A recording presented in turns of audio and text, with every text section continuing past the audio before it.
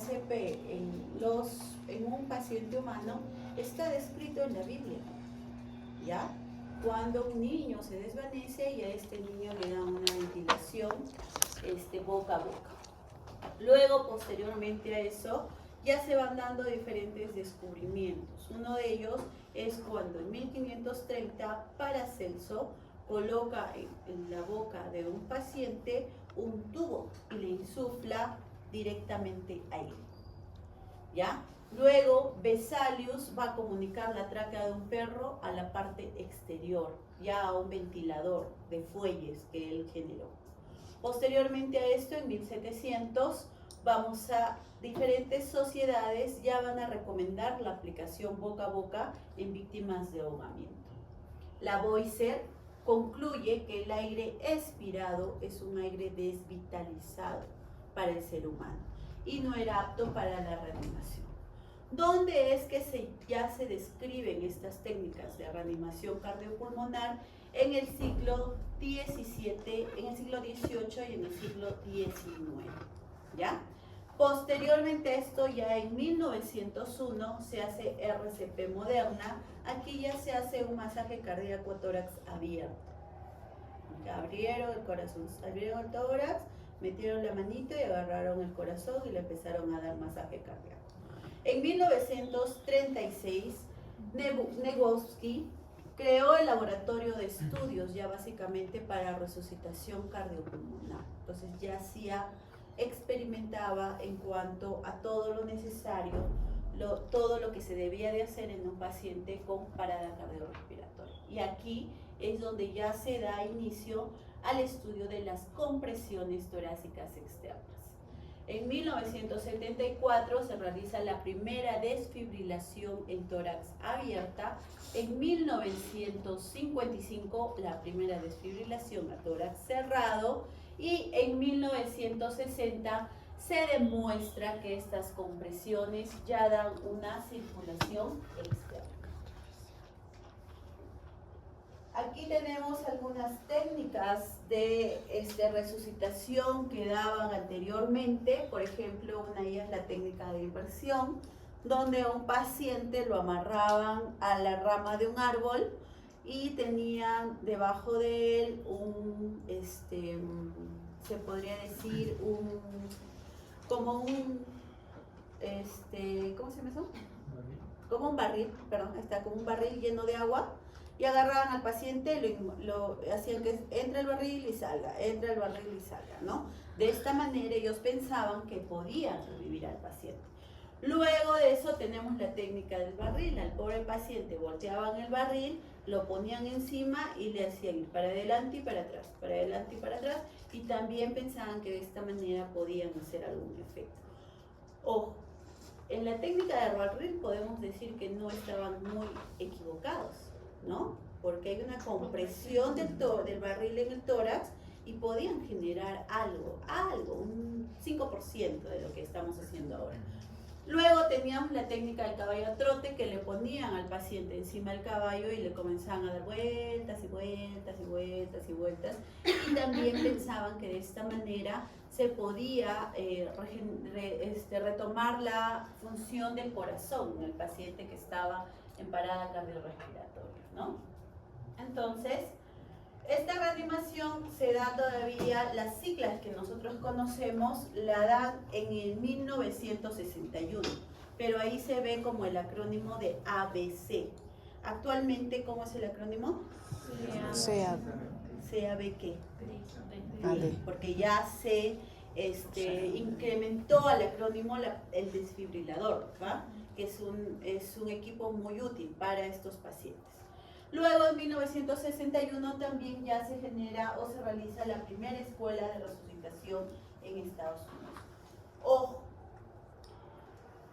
actualmente se ha hecho el año pasado ha salido la nueva guía de RCP, pero básicamente se enfoca en el RCP avanzado con medicamentos, los medicamentos. Nos dice de repente Antes teníamos la idea de que el bicarbonato podía ingresar o ingresaba dentro de los medicamentos. Ahora nos dicen que el bicarbonato puede generar cierta lesión en los pacientes, ¿no? Entonces, va cambiando progresivamente. Actualmente todavía no tenemos los estudios al 100% para nosotros determinar que sí va a funcionar en un 100% lo que yo haga en el paciente, ¿ya? Pero lo que no cambia hasta la actualidad, pueden cambiar ciertos detalles, pero no cambian las compresiones y la ventilación, que es fundamental y vital en los pacientes con parada cardiorrespiratoria, ¿ya? Entonces, a pesar de los grandes avances que actualmente tenemos, porque ya hay sociedades de RCP, sociedad americana, sociedad europea, y van viendo qué es lo mejor para poder tratar a un paciente con parada cardiorrespiratoria, a pesar de que tenemos todos esos avances, todavía las muertes en el mundo por parada cardiorrespiratoria son altas, ¿no? Son altas. Entonces, ¿por qué creen ustedes que son altas? A pesar de todo lo que tenemos, ¿por qué las muertes de estos en parada cardiorrespiratoria es alta en los pacientes? Porque no podemos disminuir esto. Ideas. Podría ser por la cantidad de comorbilidades que están aumentando. Cantidad de comorbilidades en las personas. ¿Qué más? Adecuadas capacitaciones al personal de salud. Ya, adecuadas capacitaciones. ¿Qué más? No toman en cuenta sus ECOES. ¿Qué más?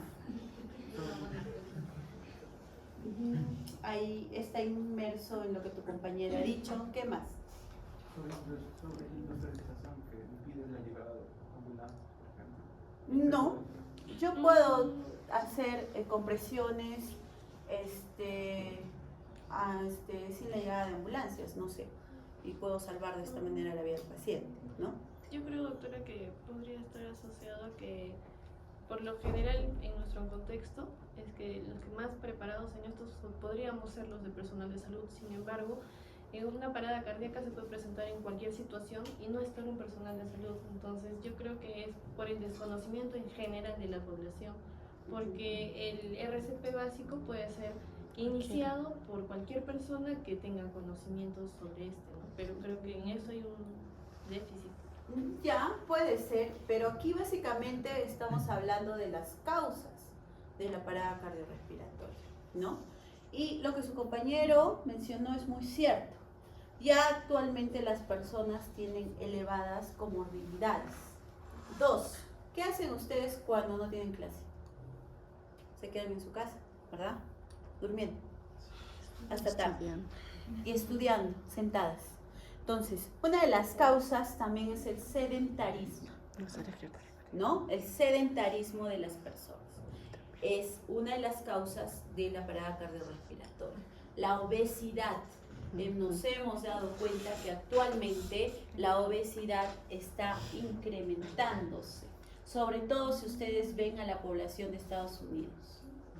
La población de Estados Unidos, en realidad, yo soy la tercera parte de ellos, porque son personas obesas, ¿no? Con bastante grasa, hipertriglicérida, tiene hipertriglicérido, tiene diabetes, tiene hipertensión, tiene múltiples comorbilidades. Entonces, eso es lo que genera que aumente la tasa de paradas cardiorrespiratorias y que así yo haga algo bueno en ese paciente, no pueda ayudarlo a salir de esa parada, ¿no? Entonces, es por eso que a pesar de eso, se está incrementando las muertes por infartos, por paradas cardiorrespiratorias, ¿no? No sé si ustedes ven en los noticieros, hay personas que pesan más de 200 kilos y son de mi talla, no pueden ni caminar, no pueden ni pararse para ir al baño.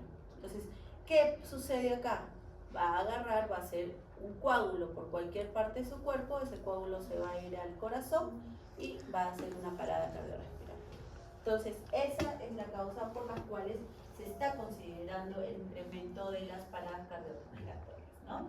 No tengo datos actuales, en realidad he tratado de buscarlos, pero los datos del 2015 refieren que en Estados Unidos alrededor de 350.000 personas han tenido parada cardiorrespiratoria. Y del 80-90% de estas personas, del 80-90% de estas personas ha sido por fibrilación ventricular, por su muerte, ¿no? Entonces, eso es lo que pasa. En esta revisión del año 2023 refiere que la incidencia promedio de parada cardiorrespiratoria global es de 55 casos en adultos por cada 100.000 personas por año, ¿ya? Y una supervivencia de menos del 10%. Y una supervivencia de menos del 10%. Aquí también refiere que hay varios factores modificables que pueden generar, incrementar la supervivencia de estos pacientes. ¿Cuáles son? Una llamada rápida, ¿a quién? ¿A quién llamamos? Al SAMU, en este caso, estamos hablando acá, o a llamadas de emergencia. Luego, la reanimación cardiopulmonar bien hecha, ¿ya? Porque no se trata de romper costillas, se trata de hacer una buena reanimación, compresión y ventilación bien hecha. La desfibrilación, que ahora es se podría decir, es muy importante para estos pacientes porque nos va a indicar de repente con una desfibrilación que estos pacientes puedan salir de esa parada cardiorrespiratoria, ¿no? Luego, el soporte vital avanzado, que llegue lo más antes posible a un centro hospitalario y se le pueda dar un soporte vital avanzado y el acceso posterior a la reanimación, ¿no? Entonces, son factores modificables que pueden, en cierta forma, aumentar esta supervivencia global de los pacientes que tienen parada cardiorrespiratoria. Entonces, chicos, ¿cuál es la etiología del paro cardiorrespiratorio? Tenemos las 5 H's y las 5 T's. Ojo, pregunta de examen. ¿Ya? Ojo. Entonces, dentro de las 5 H's, o dentro de las H's, mejor dicho, vamos a tener una de las causas, puede ser hipotermia, hipoglicemia, hipovolemia, hipoxia, acidosis por los hidrogeniones, el aumento de hidrogeniones que va a tener, y más adelante vamos a ver qué genera esta acidosis en el organismo, hipercalemia e hipocalcemia. Y por otro lado tenemos las T's, ¿no? Tóxicos, toxinas, puede ser un taponamiento cardíaco, un neumotórax a tensión, un infarto agudo de miocardio, que tenemos alta tasa de infartos agudos de miocardio, embolismo pulmonar y cualquier trauma que pueda generar en el paciente. ¿Ya? Entonces estas son las consecuencias de la etiología del paro cardiorrespiratorio. Esto, en general, pone de manifiesto la importancia de conocer o de iniciar o conocer la patología del paciente para poder iniciar un buen tratamiento posterior y de esta manera disminuir las complicaciones en el paciente. ¿Ya? Entonces hay que conocer. Importante para ustedes, conceptos. Paro respiratorio es el cese de la respiración y paro cardiorrespiratorio es la interrupción brusca, inesperada y potencialmente reversible en el paciente. De dos cosas, de tres cosas, de la actividad mecánica, de la respiración y del conocimiento. ¿Ya? Una persona cuando entra a parada cardiorrespiratoria pierde tres cosas. Ventilación, ¿qué más? Corazón y conciencia. Son tres cosas principales, ¿ya? El tiempo, en este caso, que el flujo sanguíneo esté detenido o muy disminuido, va a determinar el pronóstico del paciente. Entonces, como dije ayer al grupo que me tocó, el pronóstico del paciente está dado por el daño en el cerebro, en el paciente. ¿Ya? Entonces, mientras más me demoro en dar en diagnosticar y en comenzar mis compresiones y mi ventilación, más daño neurológico está teniendo el paciente y va a tener menos posibilidad de recuperación. ¿Ya? Entonces, no va a hacer que así yo lo atienda y lo atiendo mal y lo atiendo después, pues definitivamente voy a tener diferentes complicaciones en el paciente.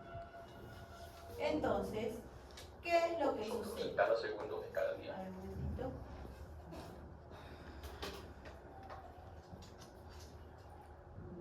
Ya. Lo que quiero que ustedes vean acá es que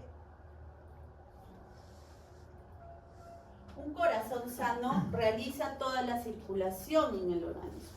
Pero ¿qué pasa si este corazón se para? ¿No? Ahorita estás generando sangre oxigenada y sangre desoxigenada. Pero ¿qué pasa si este corazón que está funcionando normal se para? Va a haber una éstasis de la circulación. ¿A qué me refiero con éstasis? Que no va a haber una circulación normal, sino se va a quedar en ciertas áreas y ya no van a llegar hasta las áreas necesarias. Es por esta razón también que cuando un paciente no tiene una adecuada oxigenación se torna azul sus manos, ¿no? Y otra cosa es que también se torna azul sus bocas. Entonces, esta es la causa, que no va a llegar una adecuada circulación al paciente. Entonces, chicos, en cuanto a probabilidades y a pronóstico del paciente, habíamos dicho que el daño cerebral o la isquemia, el daño cerebral producido por la isquemia cerebral que va a tener el paciente va a generar el pronóstico. ¿Qué quiere decir esta imagen? ¿Ya? Si el paciente entra a parada cardiorrespiratoria y yo diagnostico inmediatamente y comienzo mi RCP a los 0 minutos o 1 minuto, voy a tener un pronóstico favorable en el paciente que va a ser mayor a un 90%. Pero si yo me desespero y digo, ¿qué hago? ¿Qué hago? Y doy la vuelta y digo a mi compañero, ¿qué hago? Y dejo pasar más tiempo, voy dejando pasar más tiempo, a los 5 minutos su supervivencia va a ser menor del 80%. Sigue pasando el tiempo, a los 7 minutos su supervivencia va a ser menos de 30%, o su daño cerebral va a ser menos, su recuperación va a ser menos de 30%. A los 10 minutos, básicamente, ya no tiene probabilidad de supervivencia este paciente. Entonces, es por esta razón que se les indica que se debe de comenzar lo más rápido posible sin perder tiempo en el paciente para comenzar mi RCP. ¿Ya? No se olviden esa imagen, por favor. Cuando hay una parada cardiorrespiratoria, ¿cuáles son las consecuencias de la detención de la circulación? Va a depender mucho del tiempo, en realidad, en el paciente. ¿Ya? Estamos hablando ahora de daño en el corazón. ¿Ya? Entonces, hasta los 4 minutos vamos a ver la fase eléctrica. ¿Qué significa fase eléctrica, doctor? El corazón va a utilizar sus reservas de azúcar y de oxígeno hasta los 4 minutos. Entre los 4 a 10 minutos ya entramos a la fase circulatoria. ¿Qué significa esto? El músculo cardíaco ya va a cambiar a un metabolismo anaerobio. Y si cambia a un metabolismo anaerobio, estamos hablando de beneficio y daño para el corazón. Después de los 10 minutos ya vamos a pasar a la fase metabólica. ¿Y qué quiere decir la fase metabólica? Acá ya hay daño en el corazón. Las células se van a inflamar, se van a romper y se van a morir a nivel del corazón. ¿Ya?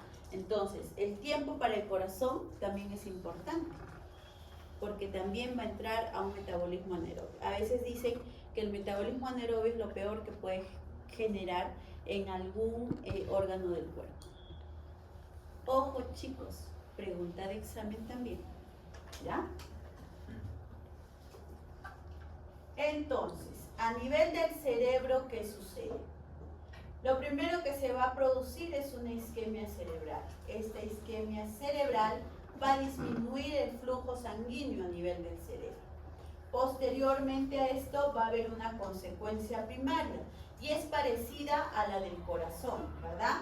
Aquí ya utilizaron su reserva y va a faltar oxígeno y glucosa en este cerebro. Posteriormente a esta interrupción de flujo sanguíneo ya va a activar el metabolismo anaerobio y va a alterar las diversas funciones cerebrales en el paciente. Entonces, esto lo voy a explicar mejor acá. Va a suceder, lo primero en el cerebro que va a suceder es el fallo en la producción energética. Este fallo en la producción energética va a producir una acidosis láctica. Posteriormente a esto va a haber un aumento del calcio citosólico y va a haber un exceso de radicales libres. Esto a la vez va a ayudar a que se genere un acúmulo extracelular de neurotransmisores, una consecuente activación de receptores y una estimulación neuronal. Pero esta estimulación neuronal no es normal, sino va a ser en circunstancias de fallo de aporte de oxígeno y glucosa, ¿no? Todo esto a la vez va a generar el fenómeno del no reflujo. Y en el fenómeno del no reflujo, ¿qué sucede? Ya vamos a tener edema cerebral, ¿no? Va a haber edema cerebral, va a haber bloqueo de la microcirculación, va a haber revascularización, y la revascularización queremos decir que se va a generar nuevos vasos y esto va a disminuir más el volumen sanguíneo cerebral. Y va a haber necrosis tisular hipóxica.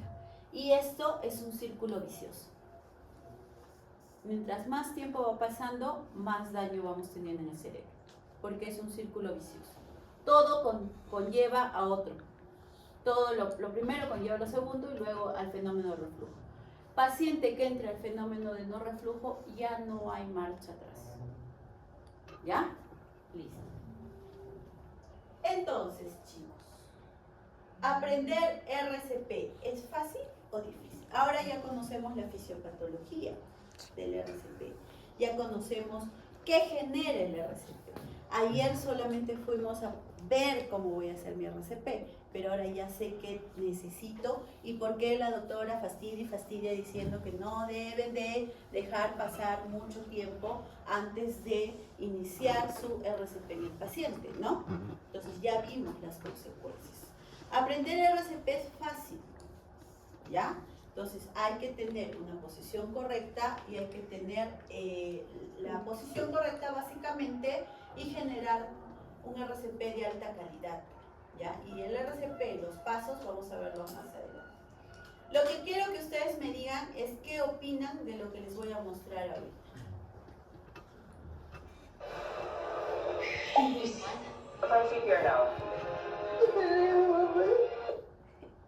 ¿Qué opinamos?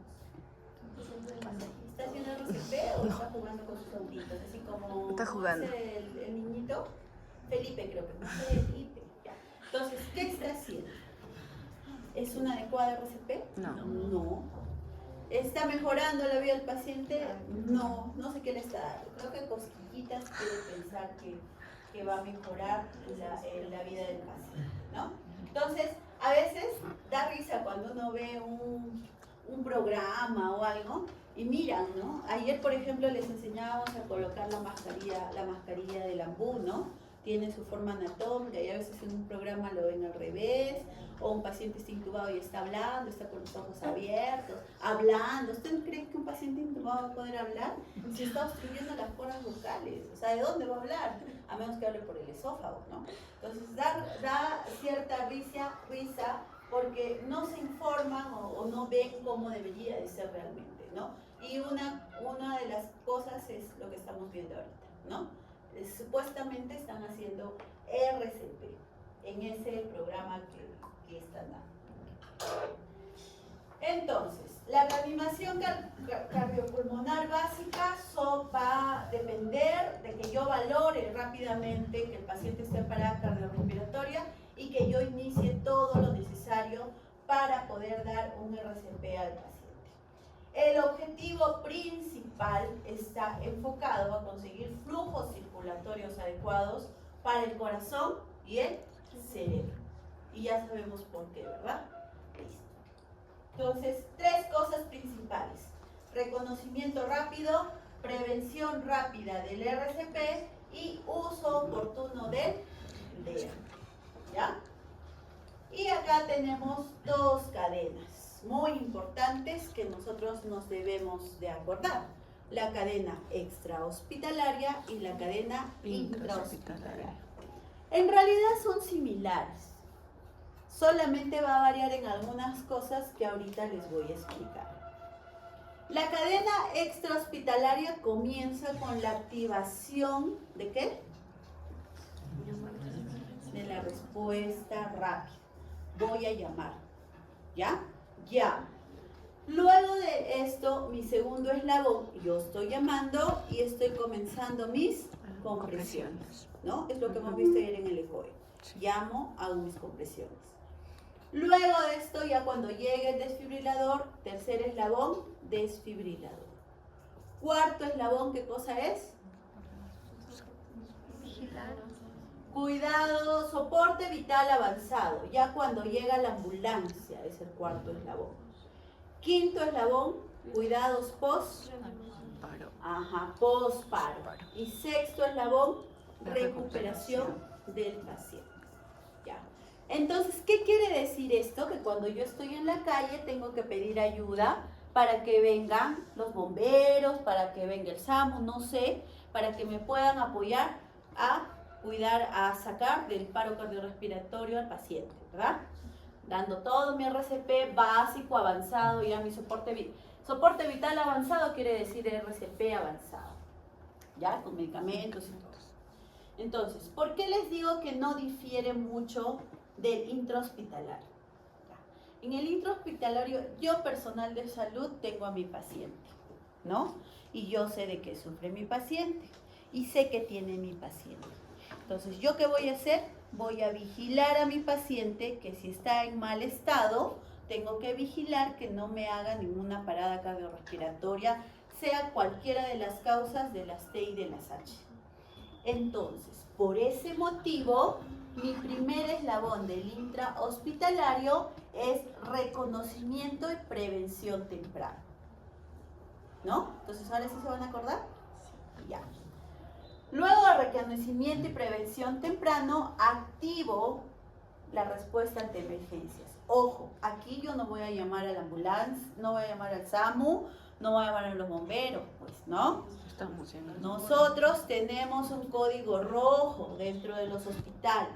Cuando hay una parada cardiorrespiratoria en cualquier servicio, activamos el código rojo, que especialmente emergencia, UCI y sala tiene que acudir a donde está haciendo la parada cardiorrespiratoria para poder apoyar. Entonces, a eso se refiere que tengo que activar. A diferencia del extrahospitalario, en el intrahospitalario esta activación es el segundo eslabón. ¿Ya? Luego de esto ya viene RCP de alta calidad, luego desfibrilación, cuidados post-paro cardíaco que se dan en la unidad de cuidados intensivos y luego viene la recuperación del paciente. ¿Quedó claro? Para si no se van a equivocar. Ya, listo. Entonces, esa es la diferencia. No es mucha, pero sí hay en el inicio de la cadena del extra y el intrahospitalario va a haber alguna alteración y es por lo que les mencioné. Entonces, ahora nos vamos a enfocar en el ambiente extrahospitalario.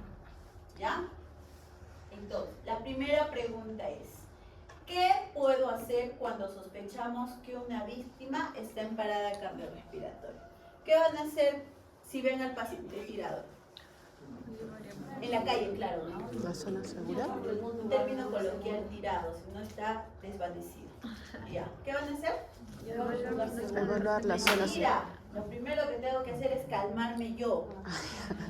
Porque si yo veo a un paciente que está en el piso tendido, me voy a poner nerviosa y me puedo olvidar de todo lo que he aprendido en anestesiología y en mi COE de parada cardiorrespiratoria, ¿no? Entonces, primero me calmo.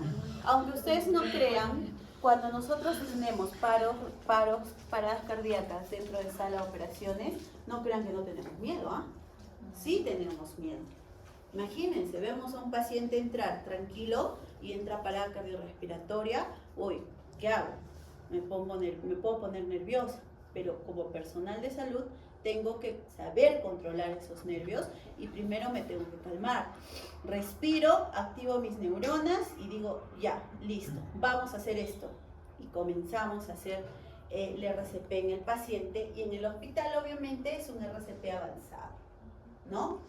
Ya utilizamos, fuera de las compresiones y ventilaciones, todos los medicamentos necesarios para hacer un RCP avanzado.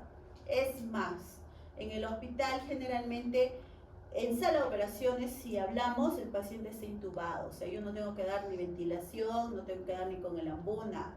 La máquina es la que me va a dar, pero yo tengo que saber programar mi máquina, porque tampoco es como darle una ventilación a un paciente normal, darle ventilación a un paciente con parada cardiorrespiratoria, ¿ya? Entonces a eso me refiero. Lo primero que tengo que hacer es calmar.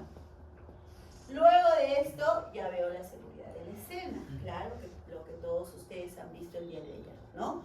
El paciente tendido y veo la seguridad de la escena. Ojo, el calmarse no está dentro del flujograma, sino es que para que ustedes se calmen.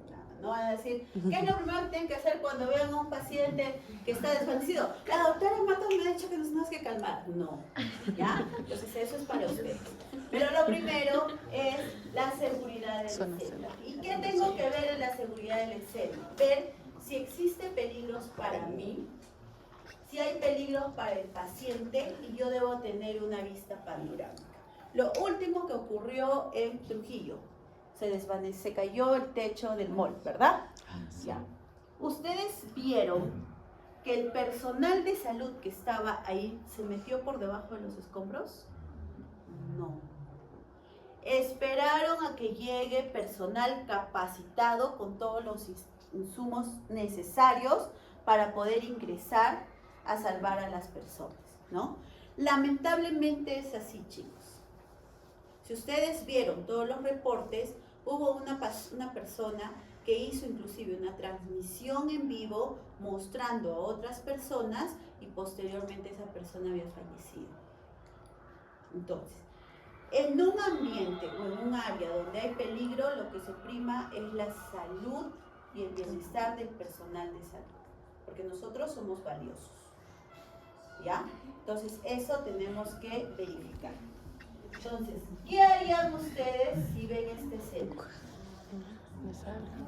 Y ustedes están al frente y dentro de esta casa hay un paciente, hay una persona desvanecida en el piso y ustedes lo ven. ¿Qué harían? ¿Van a ingresar a salvarlo? ¿Van a pasar todo ese charco de lodo y salvarlo? No. ¿Activaría mi cadena o no es activar la cadena de parada cardiorrespiratoria o de RCP, pero sí llamaría por ayuda para que me puedan venir a socorrer y explicaría qué es lo que estoy viendo para que el personal que venga traiga todo lo necesario para poder atender al paciente. Entonces, a eso me refiero, ¿ya? Cuando nosotros ya determinamos a un paciente que está desvanecido en el piso, vamos a evaluar tres cosas, hemos dicho anteriormente: conciencia, pulso y respiración. ¿Cómo evalúo la conciencia? Al momento de sacudir al paciente por los hombros. Ojo, es una sacudida leve. No voy a agarrarla, discúlpame, no voy a agarrar así, ¡Señor! Y toda su cabeza se va a estar golpeando en el piso donde esté. No, ¿ya? Es una sacudida ligera para constatar que el paciente tiene conciencia o no. Y en esa sacudida, ¿qué voy a preguntar al paciente? Señor, ¿usted se encuentra bien? ¿Se encuentra bien? No me responde, procedo a evaluar la respiración ¿Y cómo voy a evaluar la respiración? Hemos dicho que aquí es el VES, ¿verdad? Ver, escuchar y sentir, ¿no? Tengo dos maneras de evaluarlo. Yo me agacho hacia la cara del paciente y voy a escuchar si respira y voy a sentir si hay alguna salida de aire caliente y voy a ver si el tórax se eleva. O dos, utilizo la mano. Pero ojo, pues, la pongo en la nariz, no la voy a meter a la boca. Y uno de mis alumnos me metió a la boca a la mano, no sé por qué. ¡Pah! Su mano entró en maniquí. No es así. La pongo ahí, pero eso no quiere decir que yo me exima de ver si el tórax se está amplexando o no. Entonces, pongo la mano y voy viendo si el tórax se está levantando o no. ¿Ya? Entonces, eso. Simultáneamente a esto, voy a buscar el pulso. ¿Y dónde voy a buscar el pulso? Carótida. ¿Y cómo voy a localizar la carótida? Ayer me respondió alguien de mi grupo. ¿Quién era? No sé, no me acuerdo quién. ¿Tú? Ya no me acuerdo. ¿Cómo voy a localizar la carótida?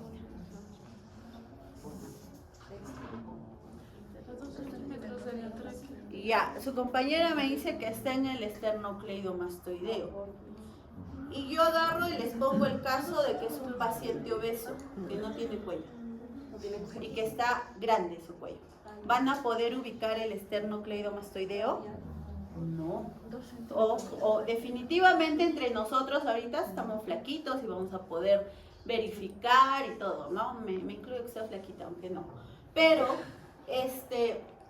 vamos a poder verificar. Pero si es un paciente obeso, ¿qué es lo primero que tengo que buscar? La tráquea. ¿Y de la tráquea cuántos centímetros lateralmente está mi carótida? A 2 centímetros. Entonces, mi reparo anatómico es la tráquea en este caso. Y de la tráquea me voy lateralmente. Ahora, doctora, no puedo, no, mis deditos son chiquitos, no entro, siento mucha grasita, no lo veo. ¿Hay otros sitios para verificar? Sí. La arteria radial. ¿Ya? La arteria radial. Doctor, el paciente sufrió un accidente y se amputaron los dos brazos. No puedo verificar la arteria radial. En la arteria femoral. Entonces tenemos varias opciones para poder verificar el pulso en el paciente. No es que voy a agarrar o decir, no tiene brazos, ya no le verifico.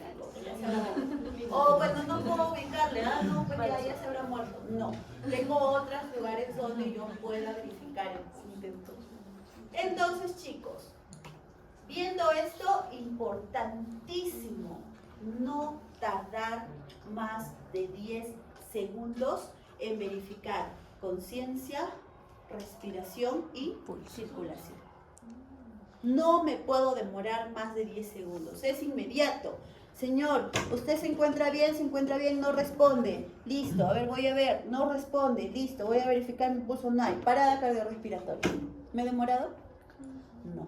Entonces, no me puedo demorar más de 10 segundos. Recuerden que el tiempo es oro. Ya. ¿Hasta ahí todo bien? ¿Claro? Ya, perfecto. Entonces, aquí ya vamos a comenzar con el primer eslabón de la cadena extrahospitalaria. Activar el sistema de emergencias médicas, ¿no? Y definitivamente a quien voy a llamar en primer lugar es al SAMU, porque el SAMU, todos los que atienden en el SAMU son personal de salud. Entonces me van a ayudar mucho más en cuanto a la atención del paciente. Después de esto voy a llamar a los bomberos. Los bomberos es mixto, ¿no? Hay personal de salud y no personal de salud. Pero se supone que están 100% capacitados para atender una parada cardiorrespiratoria. Luego de esto, ya mi tercera opción, ya sí, tercera son los policías, ¿no? Tercera, pero recontra tercera. Los policías. Si ustedes me preguntan, conmigo yo llamaría 2 veces al SAMU. Pero también los policías, porque se supone que también están capacitados para atender una parada cardiorrespiratoria. Que una vez vi que un policía estaba atendiendo a un paciente en una parada cardiorrespiratoria y dije, ¿cuántas costillas se le habrá roto por el paciente? Bueno, y por último, y el serenazgo, ¿no? Que también se supone que están capacitados para dar parada cardiorrespiratoria. Entonces, pero es lo último ya que yo pueda pensar que me puedan ayudar. Pueden venir, yo los puedo llamar, pero van a venir, yo sé que van a venir a ayudarme a llevar al paciente al hospital, más que nada. Y yo voy a ir con ellos y yo voy a seguir dando mi RCP. Mientras ellos van, no me llevan al hospital. ¿Me van a servir de ayuda? Sí, sí me van a servir de ayuda. Entonces, debo de iniciar mi RCP lo más antes posible, ¿ya? Entonces hay que tener en consideración eso. Ahora nos vamos a enfocar en el ambiente intrahospitalario. En el ambiente intrahospitalario es diferente. Ya les he mencionado que ahí tenemos personal capacitado, ¿no? Generalmente nosotros, por ejemplo, en mi servicio capacitamos al personal periódicamente, porque también, aunque ustedes no crean, cuando tenemos parada cardiorrespiratoria, algunos se ponen nerviosos y no nos ayudan en nada. Entonces no puede ser así. Entonces, vamos capacitándolos consecutivamente. Entonces en el hospital vamos a necesitar más personas, no solamente una ni dos. Vamos a necesitar ya un equipo completo. Aquí, ¿qué necesitamos? Una persona que se ponga en la vía aérea exclusivamente y que se encargue de la vía aérea, ya sea con el ambú o ya sea con el ventilador, pero que se encargue, ¿ya? Generalmente esta persona de la vía aérea generalmente es el líder, es el que organiza a todos. Pero si hay otra persona que puede tomar el liderazgo, no hay problema. Él es el que va a organizar a todos qué es lo que van a hacer, ¿ya? Vamos a tener una persona encargada del registro. ¿Y qué se refiere esto, doctora? A nosotros nos interesa mucho saber en qué momento y a qué hora comenzó la parada cardiorrespiratoria, ¿ya? Porque yo con eso determino cómo voy en mi RCP y cuánto tiempo ya le he dado de RCP al paciente. También esta persona se va a encargar de registrar los medicamentos que yo ponga y cuántos medicamentos y la hora, ¿ya? Si yo voy a poner medicamentos, voy a poner la hora, qué medicamento y cuántas ampollas le estoy colocando. También es importante para nosotros. Luego vamos a tener una persona que sea el compresor, pero esta tiene que tener un relevo, al igual que ayer hemos hecho en el ECOE, ¿no? Generalmente después de 3 o 4 ciclos, ya no es la misma fuerza con la que estoy dando al inicio. Entonces ya no es un RCP de calidad, va a ser un RCP muy superficial, entonces es necesario cambiar. Luego vamos a tener una persona que se encargue del desfibrilador. En la sala de operación generalmente tenemos el desfibrilador a la mano, ¿no? Entonces él tiene que agarrar, traerlo, prenderlo, posicionarlo, poner, ya verificar, él tendría que agarrar y donde el paciente, dejen por favor, voy a verificar qué ritmo, es un ritmo no desfibrilable, sigan con el RCP. Entonces esa es la función de él, ¿ya? Luego vamos a tener otra persona que se encargue de los medicamentos. ¿A qué se refiere? Que me traiga el coche de paro y que me abra todos los cajones, y si yo pido un medicamento ya me debe de coger y debe de estar preparado, ¿no?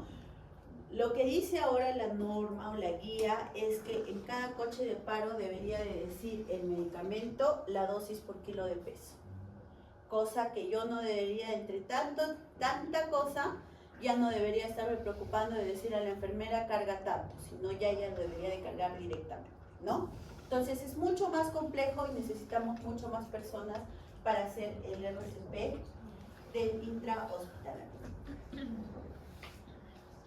Volvemos y aquí vamos a tener el segundo eslabón. Iniciar RCP precoz de alta calidad. Anteriormente teníamos el CAB. Ahora ya tenemos el CABB. Circulación, vía aérea, ventilación y desfibrilación. Chicos, pregunta de examen, por favor. ¿Ya? Listo. Puede, no sé, se me imagina por ahí, describa la secuencia de RCP en adultos. Entonces ustedes colocan su CABD. Circulación, no van a poner CABD nomás, van a escribir, no describa eso. Circulación, vía aérea, ventilación y desfibrilación. Luego de esto, entonces, ya vamos a hablar de la circulación. hiperventilación y las compresiones. Ayer en el ECOE ya ustedes han visto cuál es la posición ideal de las manos y cómo se hace el RCP. No se hace con la palma en la mano ni con los dedos, sino se hace con el talón de la mano. Lugar que debemos de trazar para poder hacer el RCP es entre las dos mamilas, ¿no? Una línea y una línea media en el esternón. Ojo, si yo de la línea que estoy trazando bajo medio centímetro, estoy dando RCP al estómago del paciente. ¿Ya? Si me voy lateral medio centímetro al costado, le estoy dando RCP a las costillas. Por favor, deben de localizar directamente dónde colocar las manos en el paciente, ¿ya? Para poder dar un RCP de calidad. Ojo chicos, pregunta de examen también. ¿Ya? ¿Cuál es localizar? ¿Dónde se encuentra la localización para dar RCP? Si fuera una mujer obesa, por ejemplo. Esa pregunta la entendí. ¿Obesa? Obesa que tenga las mamas a un lado. No te va a impedir. Si ella está echada, para ver si va la mama. No vas a levantar, ¿no? Ya, básicamente por anatomía ya más o menos vas a ver. Otra pregunta que me hicieron la anterior vez también fue que si fuera una mujer y tuviera el brasier, ¿no? Entonces, ¿qué hago en ese caso? Meto la mano, agarro el medio del brasier y lo jalo para arriba. Y comienzo a hacer mi RCP. Nada más. No tengo que estar buscando desatarle por detrás o como lo hago. A veces los chicos no tienen experiencia, se demoran más y todo. No. Meto mi mano, ojo, pero siempre tiene que haber alguien alrededor que me mire, que yo no le estoy haciendo nada. Más aún si son varones. Meto la mano, jalo el brasier y lo jalo para arriba. Ahí lo dejo y sigo haciendo mi RCP. No tengo por qué hacer más. Porque algunas personas dicen, pero dice que le tengo que cortar. ¿Ustedes tienen una tijera ahorita? Van a ir a la calle, se desmaya alguien, tiene la tijera, ¿y cómo le van a cortar? Con los dientes. No sé, yo estoy con scrap, imagínense, esto es duro, ¿cómo lo cortan? ¿Cómo hacen por acá? Entonces, no. Entonces, esa es la manera. Lo que tenemos que buscar es sacar todo lo que pueda generar daño al paciente. Y si yo, a veces utilizan copas, entonces las copas son fierro y yo le hago la compresión, puedo dañar al paciente. Lo que se busca no es eso, lo que se busca es generar. ¿Ya? Entonces vamos a ver compresiones de 100 a 120, se tiene que deprimir el tórax aproximadamente de 5 a 6 centímetros y ojo, tenemos que permitir que el tórax se expanda. Entonces las compresiones se hacen estando cerca al paciente, brazos estirados, pongo mi mano en la posición que hemos dicho y el que va a dar la compresión en el paciente es mi peso, no es mis brazos. ¿Ya? Es mi peso. Es por eso que yo me tengo que poner, agarro a mi paciente y tengo que poner encima del paciente. ¿Ya? No es de costadito, no es acá el costadito, por si acasito mejor así nomás, doctora, no. Yo me pongo encima del paciente para tener la fuerza suficiente de hacer mis compresiones. ¿Ya? Y aquí está lo que habíamos hablado anteriormente. RCP de máxima calidad. ¿Cuáles son los parámetros? Frecuencia de compresión, al menos 100 por minuto, profundidad de compresión es 5 centímetros, expansión de la pared torácica, debemos dejar que ésta se expanda, interrupciones de las compresiones deben ser mínimas, menores de 10 segundos, y lo vamos a ver por qué. Y evitar la hiperventilación, ayer hablábamos en el ECOE que la respiración que le voy a dar al paciente es solamente lo que yo tengo de reserva, no tengo por qué tomar más oxígeno, ¿verdad? Entonces también vamos a ver más adelante. También es una pregunta de examen. ¿Ya? ¿Cuáles son los criterios de RCP de máxima calidad? Y me van a decir los 5 criterios tan fáciles que están aquí. ¿Ya? Entonces aquí vamos a hablar de la fisiología de las compresiones de RCP y aquí hay algo muy importante. Tiene que ver un tórax compresible.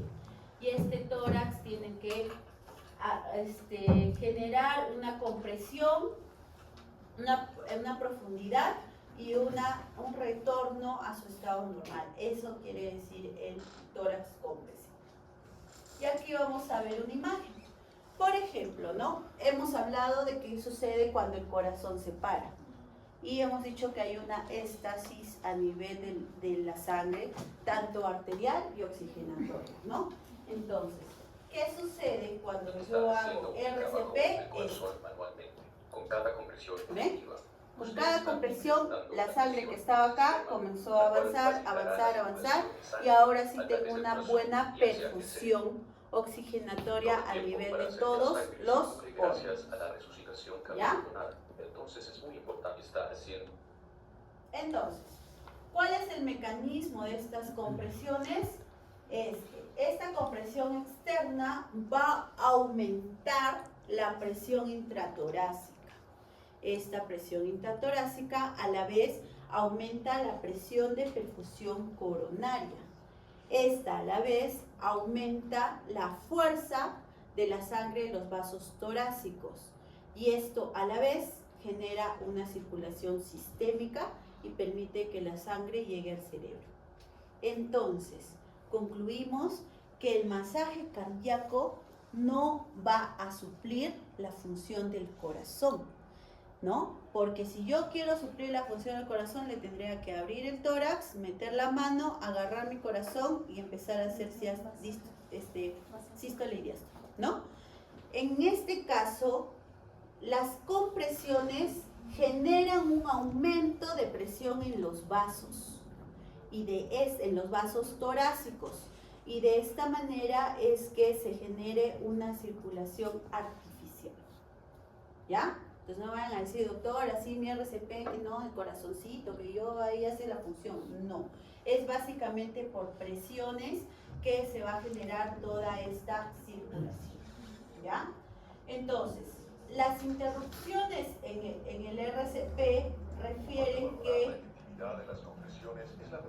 van a disminuir esta perfusión que nosotros estamos generando y por ende van a disminuir esta circulación de la sangre. Entonces, ¿qué va a suceder aquí?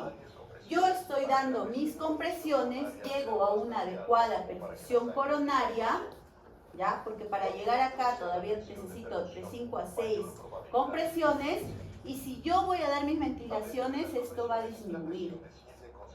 Una vez sin perfusión, para yo volver a una adecuada perfusión coronaria, voy a necesitar nuevamente entre 5 a 6 compresiones para volver a realizar mi perfusión adecuada en el paciente. Es por eso que la respiración en el paciente no debe demorar más de 2 segundos. Mis 2 respiraciones. Cada respiración tiene que ser 1 segundo. Entonces de esto disminuye el tiempo de que mi corazón esté sin perfusión y voy a generar una perfusión adecuada en el paciente. Esto es lo que sucede, lo mismo que hemos visto anteriormente. Estoy en una adecuada perfusión coronaria, dejo de hacer mis compresiones, y ese momento que estoy dejando de hacer mis compresiones en el tiempo, voy a estar sin perfusión en el paciente, y para volver a tener una perfusión adecuada voy a necesitar todavía entre 5 o 6 compresiones. Pero si estas 5 o 6 compresiones son adecuadas, pero si son inadecuadas, nunca voy a llegar a una buena perfusión coronaria, ¿no? Entonces aquí está la explicación de que debemos de hacer una adecuada compresión en el paciente.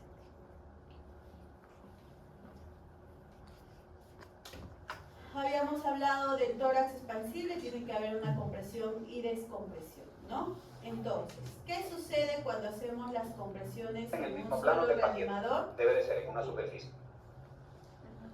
Completito. Ya. ¿Qué sucede? Lo primero es que debe ser en una superficie plana, ¿no? Y yo me voy a acercar, delimitar dónde voy a hacer mis compresiones, y voy a colocar mi mano en una posición adecuada y voy a comenzar mi compresión para una buena perfusión coronaria. La posición de las manos, el lugar, y comienzo a hacer las compresiones con mi propio peso, ¿no? Eso es cuando estamos con un solo reanimador. Pero, ¿qué sucede cuando estamos con 2 reanimadores? ¿Cómo voy a hacer el cambio de esto? Hemos dicho que necesitamos menos interrupción, ¿no? Y mire el cambio que están haciendo. ¿Cuánto se demoraron en hacer el cambio? Ni un segundo. Entonces, debo de minimizar eso. A eso se refiere que yo no debo de buscar el mismo espacio del otro reanimador, ¿no? Tenemos un espacio amplio, entonces debería de hacer el cambio cuando estoy frente a este. Ya. Entonces, de aquí, chicos, vamos a ver la vía aérea. Para aperturar la vía aérea vamos a tener dos posiciones, la posición frente-mentón y la tracción de la mandíbula. La más común para ustedes, la frente-mentón, ¿no? Agarro mi frente, agarro mi mentón, hiperextiendo la cabeza y de esa manera voy a aperturar la vía aérea. Voy a necesitar, cuando doy la ventilación, dar solamente la reserva y acá viene el porqué. Nosotros esto va a depender básicamente de volúmenes pulmonares, ¿no? Pero cuando nosotros respiramos, ¿cómo respiramos? Tranquilos, tomamos una cantidad de oxígeno y respiramos. O nosotros estamos respirando. No. Entonces, respiramos tranquilamente. ¿Qué pasaría si yo al paciente le voy a dar respiración y hago esto? Le estoy dando demasiada presión positiva a nivel del tórax y las presiones a nivel del tórax son presiones negativas. ¿Y qué puedo generar si yo doy tanta insuflación al paciente? Ruptura alveolar. Y esta ruptura alveolar, dependiendo de la presión que yo le voy a dar, puedo generar neumotórax, puedo generar atelectraumas en el paciente. Entonces, esa es la razón por la cual no es necesario dar tanta oxigenación. No crean que porque le doy un aire tan fuerte voy a mejorar la oxigenación al paciente. No necesita tanto. ¿Ya? Y en el hospital, obviamente, como les había dicho, era por intubación orotraqueal. Entonces son 2 ventilaciones y cada uno por un segundo. Actualmente existen algunas barreras de protección para dar ventilación. No sé si las podemos conseguir acá, creo que sí. Y sería bueno que nosotros como personal de salud tengamos por lo menos uno dentro de nuestras mochilas, ¿no? Para cualquier eventualidad que podamos tener. Por ejemplo, acá creo que tengo uno. Sí, acá tengo. Este es un protector para dar ventilación al paciente. Es descartable, obviamente. Y esto lo pongo encima del paciente y yo doy ventilación por esta parte. Entonces yo no tengo contacto directo con el paciente o con la persona al momento de dar ventilación, ¿no? Entonces hay barreras de protección en cierta forma. En los hospitales no tenemos la necesidad porque tenemos al AMBU, puede estar intubado y todo y no hay ningún problema, ¿ya? Entonces aquí vamos a ver también en esta imagen, maniobra frente-mentón, tapo la nariz y doy mis ventilaciones. Al momento de dar las ventilaciones, lo que yo me tengo que asegurar es sellar toda la boca del paciente, ¿ya? Porque no le voy a dar con una oportunidad y la boca está así, no, tampoco es la rosa de Guadalupe para poder darle al paciente. Entonces, tengo que asegurarme que sí abra todo, ¿ya? Listo, entonces tenemos 5 ciclos, 30 compresiones, 2 ventilaciones. Después de los 5 ciclos, voy a verificar y reevaluar al paciente, si sigue en paro o no. ¿Y cómo verifico? Verificando todo lo que he hecho anteriormente, pulso, conciencia y respiración. Si el paciente sigue en paro, sigo las compresiones, sigo el RCP. Si el paciente no está en paro, pongo en posición de recuperación. Hemos dicho, esta mano doblada en 90 grados, la otra mano en la cabeza, el pie encima del otro pie y simplemente le doy la vuelta. Con esto evito que mi vía aérea se vuelva a obstruir. ¿Ya? Le salvaron al paciente, lo salvé, ya listo, chévere, ya espero. Y el paciente se está ahogando porque la lengua sigue atrás. Entonces, eso es lo que pasa. Recuerden que la conciencia no se va a recuperar rápidamente. Entonces, tengo que estar verificando al paciente hasta que llegue la ambulancia, si es que todavía no. ¿Ya? Entonces, si son 2 rescatadores, pueden ir cambiando cada 2 ciclos, ¿no? Que es lo adecuado para mantener la misma fuerza. Hay diferentes diferentes flujogramas de RCP en los pacientes, pero todos conllevan a algo muy importante, que es 30 compresiones, 2 respiraciones, ¿no? Estamos hablando en personas adultas. En los niños es diferente, más si son neonatos o son pediátricos, ¿ya? Entonces, chicos, tenemos múltiples canciones para aprendernos el RCP y ustedes puedan practicar en su casa con su almohadita. Sí tenemos múltiples canciones, hasta tenemos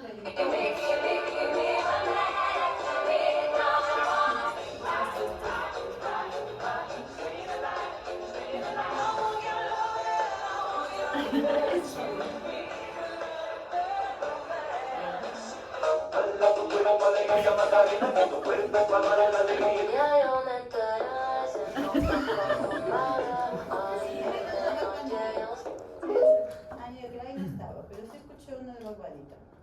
¿Ya? Entonces tienen múltiples canciones para poder practicar en su casa. Ay, no me dejó la otra practicar. Ya, listo. Ahora venimos con la D, que es el DEA. ¿Ya? El DEA actualmente es el equipo de oro, se podría decir, en el RCP, porque nos ayuda mucho a mejorar el Una vez que ¿Cómo va conectamos a y funcionar encendemos el DEA? Una vez que nosotros vamos a conectar este DEA en el paciente, pues va a dar una descarga bidireccional. Es por eso que se colocan 2 parches. Y la descarga bidireccional, ¿qué quiere decir? Que va a ir y una vez que llega el otro parche va a volver. A eso se refiere el bidireccional. ¿Ya? Entonces, el DEA es muy importante para restaurar la actividad eléctrica en el paciente. Hemos dicho que es bidireccional y acá tenemos que ver varias cosas.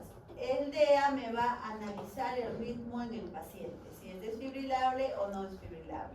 Desfibrilable es fibrilación ventricular y taquicardia ventricular sin pulso. No desfibrilables, asistolia y actividad eléctrica sin pulso. Ojo, pregunta de examen. ¿Ya? Entonces aquí tenemos los ritmos desfibrilables y ¿de qué nos sirve o por qué nos sirve el DEA? El DEA nos va a indicar todo. Lamentablemente el DEA acá en la universidad está malogrado, no podemos hacer práctica con ustedes con el DEA. Ya hemos mandado el correo, por favor les solicitaría de repente el delegado del grupo también mandar un correo sobre eso porque es algo que nos preocupa porque definitivamente ustedes tienen que ver eso. Entonces el DEA que nos indica, nos va a indicar, desde que nosotros colocamos los parches, va a leer el ritmo y nos va a indicar si es desfibrilable o no. Pero no solamente eso, sino también, luego de eso, el DEA nos dice, inicie ritmo no desfibrilable, inicie RCP, y nos va a dar el ritmo con el cual yo voy a dar el RCP. Ojo, es rápido, ¿ah? Nada que, no es desfibrilable, ya, ¿y ahora qué hago? No, nada, el DEA te dice inicia, yo ya estoy en posición para iniciar. Después de las 30 compresiones, el DEA te dice da ventilaciones, das, y en las 2 ventilaciones te las hace dar solamente en 2 segundos. No se demora más. Y continúa. Después de los 5 ciclos, te dice el DEA, leyendo ritmo, aléjense todos. Entonces todos se alejan y leen el ritmo del paciente. Y te dice si ya salió o no salió del paro, si necesita desfibrilación o no, y si no, te dice continúe con las compresiones. ¿Ya? Entonces es de mucha ayuda. Tenemos el DEA que es la onda bifásica, que la corriente circula en 2 direcciones, que es lo que les he mencionado, y esto va a depender, por ejemplo, en la bifásica comenzamos, actualmente se dice que comienza en 200 joules ya, anteriormente era de 120 a 200, pero actualmente ya comenzamos en 200 joules. Como le dije, hay varias sociedades las cuales generan alternativas, todo su flujograma para poder determinar cómo podemos actuar ante un RCP, ¿ya? Y acá hay algo básico. ¿Qué hago en las gestantes? Es algo que algún compañero me preguntó el día de ayer, ¿no? Y en las gestantes es muy importante saber 2 cosas. Uno, lo primero que tengo que hacer es desplazar el útero hacia la parte izquierda para descomprimir la vena cava abdominal en el paciente. ¿Ya? De esta manera voy a verificar o facilitar que haya una mejor circulación. Claro, esto lo vamos a hacer entre el segundo y tercer trimestre de gestación. Si está chiquitito la barriguita, no lo voy a, pues en el primer trimestre no voy a empujarlo, no hay ninguna compresión, no hay ninguna más. Luego, Lateralizar al paciente también al lado izquierdo refieren entre 15 a 30 grados. Entonces, si tengo una mochila o algo, lo puedo lateralizar y le puedo colocar ahí, ¿no? Entonces, como va a estar en esta posición, las compresiones que voy a dar va a necesitar que se comprima un poquito más el tórax. Ya no mis, ¿cuántos centímetros es? 5. Entonces, de repente comprimiré 6 centímetros el tórax, ¿no? Va a ser mucho más, vamos a tener que hacer una fuerza mucho más para realizar el RCP en el paciente. Ojo, algo muy importante aquí, que si el RCP no tiene éxito en los primeros 4 minutos, ya se tiene que hacer cesárea post-mortem. ¿A qué se refiere cesárea post-mortem? Declaramos a la madre muerta y hacemos la cesárea para retirar al producto. Eso es lo que se hace. ¿Ya? Listo. Entonces, chicos, aquí vamos a ver, este es el flujograma, por ejemplo, de pacientes gestantes también. Y aquí vemos los cuidados post-resucitación que se va a dar en las UCIs. Y lo principal aquí es el pronóstico neurológico, ¿no? El pronóstico neurológico generalmente se va a hacer después de las 72 horas. Y lo nuevecito que tenemos es el Lucas. Que es tan amable de existir el Lucas, pero que lamentablemente no lo tenemos en el Perú y llegará de acá a 20 años. O no sabemos, de acá a 10 años, ¿no? ¿Y qué hace Lucas? Hace esto. Ya Cuando no una persona necesito sufre perder paro fuerza cardíaco, su y corazón Lucas deja de simplemente bombear me de da forma las inesperada. compresiones. En estos en el momentos se paciente. necesitan compresiones eficaces y continuas Y para son mantener la compresiones de circulación de la calidad, sangre hasta que se restaure el ¿no? funcionamiento del corazón En del una paciente. Con el comparación, dispositivo Lucas, la calidad del RCP en una comparación entre el dispositivo Lucas y una persona normal, se ha visto que para yo conservar una adecuada perfusión coronaria, como les había mencionado, necesito todavía entre 5 a 6 compresiones para llegar a una. Lucas necesita 2 compresiones para llegar a esa buena perfusión coronaria. Entonces, es muy importante, al igual que el DEA, ¿no? Cuando salió el DEA, oh Dios mío, y después llegó al Perú como después de 5 o 10 años, creo. Esperaremos que llegue Lucas para ya no cansarnos tanto y después ustedes no digan, doctora, me he cansado, mis brazos ya no van. Listo, chicos, esa sería la clase del día de hoy. Nos vemos la próxima clase. Gracias.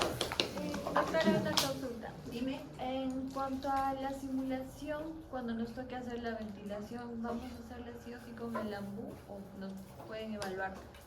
Si tienes el AMBU a la mano, lo haces con el AMBU. Si ves que el AMBU está lejos de ti, no lo vas a poder traer, preferible dar 2 ventilaciones simplemente directamente al médico. Pero En la demás.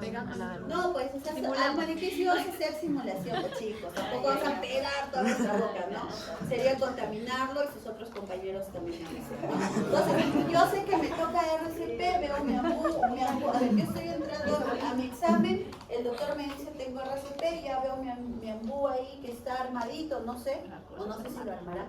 Generalmente yo tomo examen y básicamente caso clínico y examen, y los otros colegas toman práctica, ¿no? Entonces, no sé, si yo estoy entrando y ya veo el AMBU armado, lo primero que hago es agarrar mi AMBU, lo pongo en el piso y leo mi caso clínico. Leo mi caso clínico, ya, perfecto, entonces hago y cojo el AMBU. Si ya lo tengo a la mano. Pero si no lo he hecho, no voy a dejar, voy a hacer mis compresiones y voy a coger el AMBU y hemos dicho que no tengo que perder tiempo.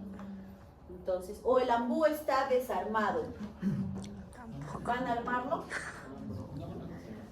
No sé. Entonces, ahí ya lo que amerita es simplemente ya yo misma agarro, hago 2 ventilaciones y hago mis compresiones.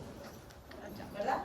Doctora, lo que es cuando ya hay pulso y tenemos que voltear al paciente, No, cuando hay pulso, yo evalúo al paciente, ya tengo pulso, o bueno, eso es de la desfibrilación. Ya, ¿cuál es otro? O sea, al momento de voltear, ¿no? ¿Es indistinto el lado? ¿O Sí. es...? Ah, ya, ok. Sí, no hay problema. Y Para cualquier lado y verificar que el paciente siga respirando. Ya no me voy a acercar tanto, sino puedo de repente con la mano colocar, ir verificando el pulso hasta que me pueda llegar a yo. Ok. Y ¿Ya? doctora, una consulta más. Cuando pones el DEA, ¿es la misma premisa de no demorarse igual que las ventilaciones? O sea, Para colocar el DEA, las dos parches, no voy a demorar más de 2 segundos. ya casi la misma premisa que con las ventilaciones, ¿no? Es lo mismo. Ok. Tengo el dedo al costado, dejo, enchufo. Ayer les he enseñado a enchufar al grupo que han estado conmigo. Enchufo, abro los parches, los coloco, dejo que lee, me dice que no es desfibrilable, comienzo. Ok.